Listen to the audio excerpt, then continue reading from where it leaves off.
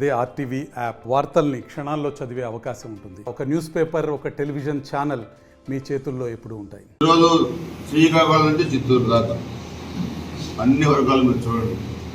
అక్కడ ఇక్బాల్ ఎమ్మెల్సీ గారు ఆయన బయటకు వచ్చారు. మైనార్టీ వర్గాలు దళితుడైన సుధాకర్ గారిని మాస్క్ పెడతారు, ఆయన చంపేశారు.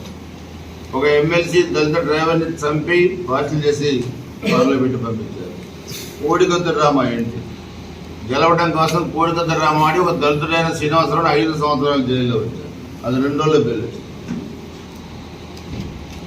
అదేవిధంగా Ibrahim Nandyal minority suicide letter రాసి కుటుంబం ఆత్మహత్య చేసుకున్నారు. అంటే ఎవరు పక్కదానికి వెళ్ళారు. వాళ్ళు అయ్యే జాగిరు ఆంధ్రప్రదేశ్ రాష్ట్రం. 20 సంవత్సరాలు ఉంటాం, 30 సంవత్సరాలు ఉంటామని ఈరోజు ఒళ్ళు బలిసి కళ్ళు నెత్తికెక్కి ఈరోజు పరిస్థితి తీసుకొచ్చారు. దానికి ఈరోజు అందరూ కూడా ఒకటయ్యారు. నిన్నటిదాకా వైనాట్ 175 అన్నాడు, సింహం సింగిల్గా వస్తుందన్నాడు. ఇప్పుడు సింహం సింగిల్గా రావట్లా. వైనాట్ 175 లేవు. ఇప్పుడు ఏమంటున్నాడు? పేద పిల్లలు పలుకుతున్నాడు. నన్ను ఒంటరివాడు చేశారు, అందరూ ఒకటయ్యారు. చరిత్ర తెలుసుకోవాలి. ఈ మూర్ఖుడు జగన్మోహన్ రెడ్డి చరిత్ర తెలుసుకుంటే నియంత్రులు ఎప్పుడు కూడా చరిత్రలో ఒంటరి వాళ్ళు అవుతారు. గుర్తుపెట్టుకోండి, నియంత్రులు ఒంటరి వాళ్ళు అవుతారు. నియంత్రణ చేతులు బాధితులంతా ఒకటవుతారు. సో మేమంతా బాధితులు ఈరోజు అందరం ఒకటయ్యాం. రాష్ట్రంలో బడుగు బలహీన వర్గాలు, ఎస్సీ, ఎస్టీ, బీసీ, మైనార్టీ అందరం కూడా వీళ్ళు వాళ్ళు లేదు. ఈ మూర్ఖుడి చేతిలో ఎవరైతే బాధిత వర్గాలు ఉన్నాయో ఆ బాధితులందరూ ఒకటయ్యాం.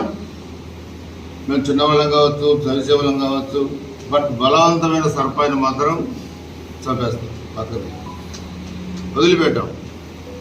ఇది చరిత్ర. మన సామెత కూడా ఉంది,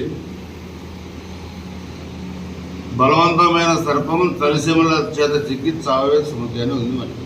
అందుకనే మేము తలిసీమలుగా ఉండొచ్చు, కానీ ఈరోజు ఎన్నికల తర్వాత బలవంతులుగా మేము మారుతాం. ఈరోజు మీరు మమ్మల్ని బలికలను అనుకోవచ్చు. రాష్ట్రం నువ్వు అప్పుడే బాధలు కొంచెం 2 లక్షల కోట్లు దోపిడీ చేశావు తండ్రి అధికారాన్ని అడ్డం పెట్టి. ఈరోజు ఏకంగా ముఖ్యమంత్రి అయిన తర్వాత అసలు ఇందాక మన వాళ్ళు చెప్పారు, ఒకటి కాదు, మైనింగ్ కానీ, వైన్ కానీ, శాండ్ కానీ, లెక్క దుర్మార్గం అన్నమాట ఈ ముఖ్యమంత్రి. ఏ ముఖ్యమంత్రి చరిత్రలో ఎలాంటి దుర్మార్గాలు చేయలే. సొంత కంపెనీలో తయారు చేసిన లెక్కర్ని విషపు నీళ్ళు అమ్మి లక్షల మంది చావడానికి కారకుడే. ఈ డబ్బులు సంపాదించి ఏం చేస్తావని అడుగుతారు. ఇంతటి దుర్మార్గానికి తెరదేసిన నువ్వు, రాజధానికి రాష్ట్రాలను లేకుండా చేసిన నువ్వు, రుషికొండలో 500 కోట్లు పెట్టి విలాసవంతన భవంతి కట్టుకున్న నువ్వు పేద వర్గాల గురించి ఆలోచించే పరిస్థితి నీకు లేదా? ఈరోజు నీ చెల్లి కాంగ్రెస్ పార్టీ అధ్యక్షులుగా ఉంటే ఆమె నిన్ను క్వశ్చన్ చేస్తావు. అంత బాబాయ్ అని చెప్పిన వాళ్ళు ఎందుకు పక్కన పెట్టుకొని తిరుగుతున్నావు, ఎందుకు ఎంపీ సీట్ ఇస్తున్నావు అంటే నీ చెత్త సోషల్ మీడియాలో నీ చెల్లిమని ఏం ప్రచారం చేయించావు? షర్మిల రాజశేఖరుడికి పుట్టినరోజు ప్రచారం. అంటే నీ తల్లి శరీరాన్ని నువ్వు చెప్పించే పరిస్థితి, నీ డబ్బుల కోసం, నీకు పదవి కోసం, నీ అహంకారం, నీకు నీ తల్లిని పదాన్ని పెట్టే పరిస్థితి, నీ చెల్లిని పదాన్ని పెట్టే పరిస్థితి తెస్తే 5 కోట్ల ఆంధ్రప్రదేశ్ ప్రజల్లో ఈరోజు 2.5 కోట్ల మంది పైగా మహిళలు ఉన్నారు. ఆ మహిళల పట్ల నువ్వు ఏం గౌరవం ఇచ్చాడు? ఈ చెత్తాఫేలో ముఖ్యమంత్రి రెడ్డి అడుగుతున్నాం.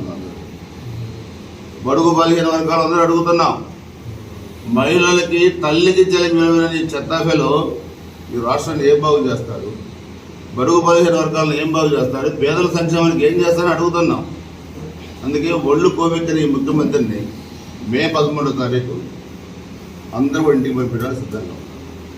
ఈ 10-14 రోజులు అందరం కూడా కలిసికట్టుగా పనిచేస్తాం.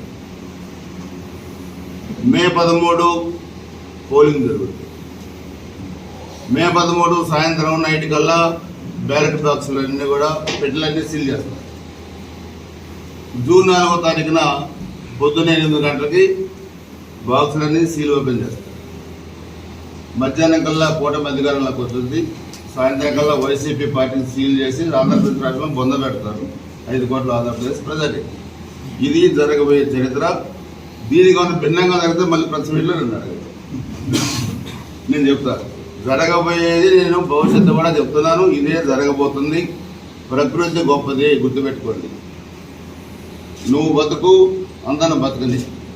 కానీ నేనే బతుకుతాను అందరిని చంపేస్తానంటే ప్రకృతి కూడా నేను బతకనీయదు. నువ్వు గుర్తుపెట్టుకోవాలి. ఇదే జరగబోతుంది ఆంధ్రప్రదేశ్లో. ఈ జగన్మోహన్ రెడ్డికి మొదటి ఎన్నికదే, చివరి ఎన్నికదే. మొదటి ముఖ్యమంత్రి ఇతనే, ఈ పార్టీకి చివరి ముఖ్యమంత్రి కూడా అతనే. ఎన్నికల తర్వాత ఈ పార్టీ ఉండదు. ఈ పార్టీ ఇంకో పార్టీలో మెర్జ్ అయిపోతుంది. మరిన్ని వీడియోస్ కోసం ఛానల్ ని సబ్స్క్రైబ్ చేయండి. లేటెస్ట్ అప్డేట్స్ కోసం వాట్సాప్ ఛానల్ ని ఫాలో చేయండి. అండ్ లింక్ డిస్క్రిప్షన్ లో ఉంది.